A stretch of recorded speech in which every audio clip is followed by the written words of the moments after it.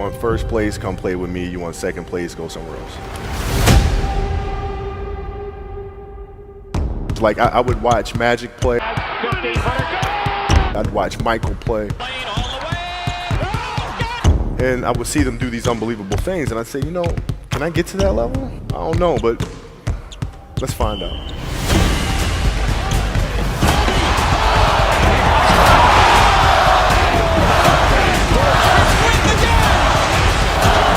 That's why he's the best player in the game.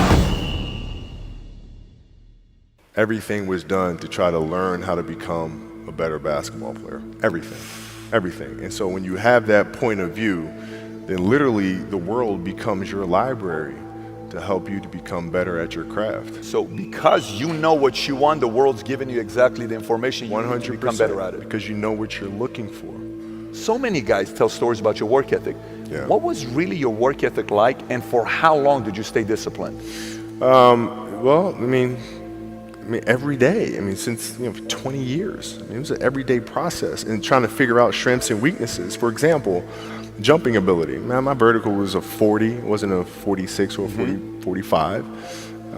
My hands are big, but they're not massive, right? So you got to figure out ways to strengthen them so your hands are strong enough to be able to palm a ball and do the things that you need to do.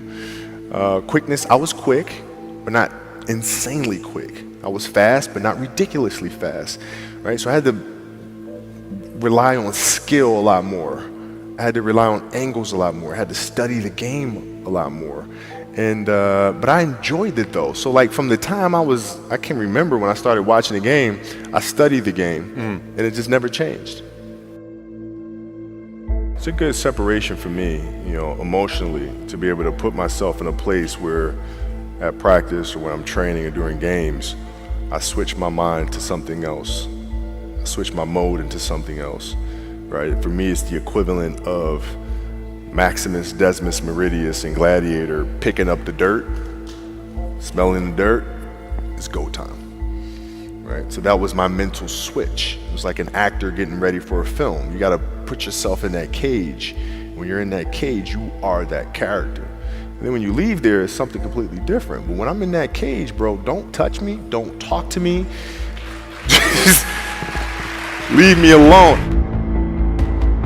How did you get mentally and emotionally so strong where it doesn't bother you?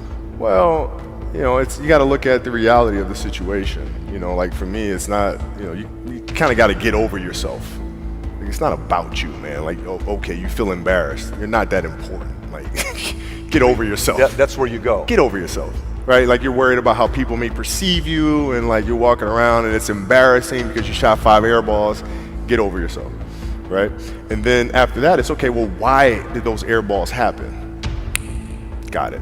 High school, year before, we played 35 games, max, right? Week in between, spaced out, plenty of time to rest. In the NBA, it's back to back to back to back to back to back to back. I didn't have the legs. So you look at the shot, every shot was online. Every shot was online, but every shot was short. Right? I got to get stronger. I got to train differently. The weight training program that I'm doing, I got to tailor it for an 82-game season so that when the playoffs come around, my legs are stronger and that ball gets there. So I look at it with rationale and say, okay, well, the reason why I shot air balls is because my legs aren't there. I go, well, next year they'll be there. That was it. Done. Were there some names that you looked at and says, these 3 guys are as crazy as I am? At the time, I deal with what I've referred to as Goat Mountain. I went to Goat Mountain and I talked to Magic, Michael, Bird, Hakeem Olajuwon, Jerry West, Oscar Robinson, Bill Russell. So I would talk to them. What did you do? What were your experiences? Michael in particular, he's become my big brother. He's been my big brother since I first came in the league. And what was that process like? So I went to them and started understanding the ins and outs of the game and how they approach things and their level of detail and obsessiveness, and that's what I did. The players that had that passion but weren't willing to commit their entire lives to doing that, right? It's a choice. right? You have other things. You have family. You have all these other things that you have to do. The game can't really be your number one priority. And so I was just looking at that like, man, this is gonna be fun. If I'm buddies with you from high school, if I'm a cousin of yours, what happened to our relationship? How did that gravitate when you went into the league and you're determined to become the greatest, or you're determined to become one of the greatest? What happens to our relationship? Oh, it suffers. It does suffer. Oh yeah. Okay. Yeah. And you understood that. You were okay yeah. with that. Well, yeah. And the people that love you, like friends and family, like they know that about you. Got it. So they let you be you.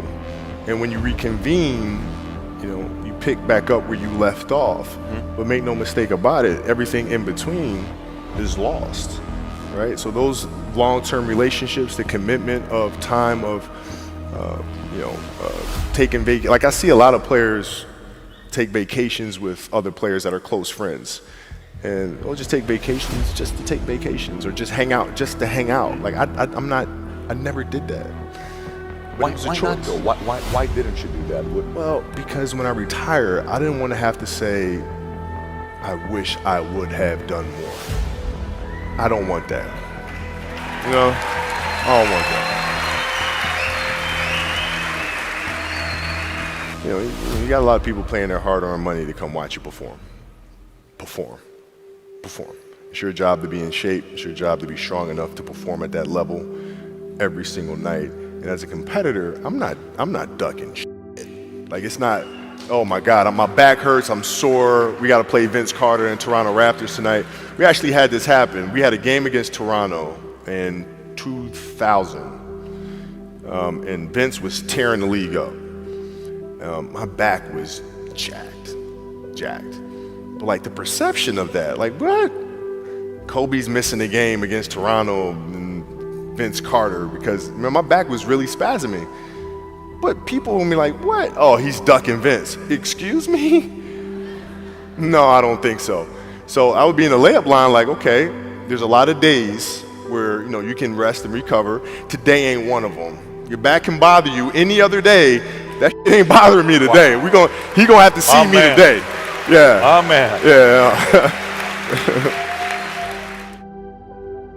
If you're looking at a big investments you got to make, what is the decision-making process there? Do you call? Is there first you do your own research? You take this much time. You call an advisor. Is there a system you follow? It's pretty simple for me. It's do you understand the business?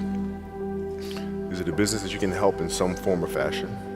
What are the barriers of entry to that business? And then the entrepreneurs themselves, the company itself, right? Do they have a culture that you believe is sustainable?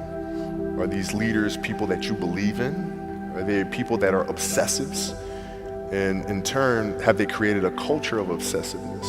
So I tend to look at those 4 factors, and that's it. That's big right there, by the way. I don't know if you guys caught that right there. That's pretty massive right there. Same determination. What's your current work schedule look like today? It's different because I personally am not writing every word of the novels. I am not animating the films. What I have to do now is make sure that the people that we bring in, these obsessives that we bring in, are challenging themselves to do the best job that they think they can do. That's what I'm there for, is for them to constantly look in the mirror and self-assess and challenge themselves. If we have a project and you're saying, okay, I can do that, that's not the project we want. The projects that say, I don't know if I can animate that. I don't know how to write that story. I don't know how to do that. Those are the things we want, because through that curiosity, you'll reach a level that you didn't think was possible. And so running the studio, that's what I'm doing.